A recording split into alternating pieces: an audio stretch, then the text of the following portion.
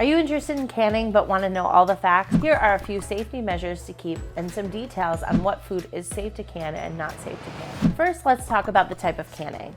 If you're water bath canning, that is good for higher acid foods. Higher acid foods, according to the FDA, are greater than 4.7 pH. These foods could include things like fruit with added sugar, heirloom tomatoes that are more acidic, and most pickle recipes. As always, be sure to reference the recipe. Make sure it tells you if it requires a water bath or pressure canning. Be sure to also follow the directions according to your altitude. Pressure canning is great for lower acid foods. Foods that are safe for pressure canning include green beans, summer squash, leafy greens, and chicken, goat, beef, or other meats. The second FDA guideline is to follow up-to-date instructions. Make sure you have the most current recipes. I'm sure if you searched in an old recipe book, you could find a water bath canning recipe for green beans. Things like this are no longer considered safe, although I know they've been done for generations. Better safe than sorry to pressure can those. There's great recipes you can find online or using the ball canning book. I also use my pressure canning manual as a guideline for altitude adjustments, and it gives a great quick go-to recipe look for most standard ingredients that just use water. For example,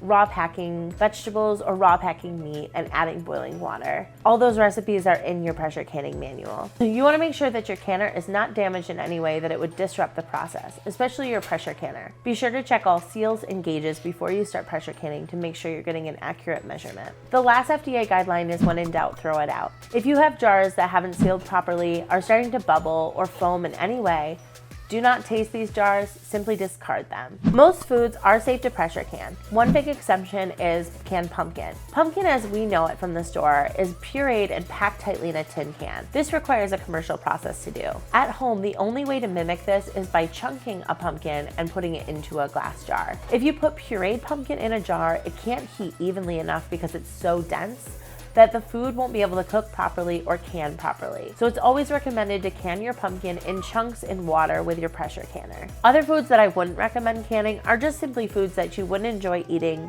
if they were canned from the store. Some things you might consider canning that you wouldn't have thought of before are things like potatoes. Potatoes are my favorite thing to can because they're so easy to use in a meal and they actually don't lose their texture. Another one of my favorite things to can are things like curries. I'll can chickpeas with kale and some tomato sauce in a curry base, and it's a delicious addition to each meal. Now that we've covered the basics, check out this video I made on pressure canning beef stew, a quick and easy meal for the winter months.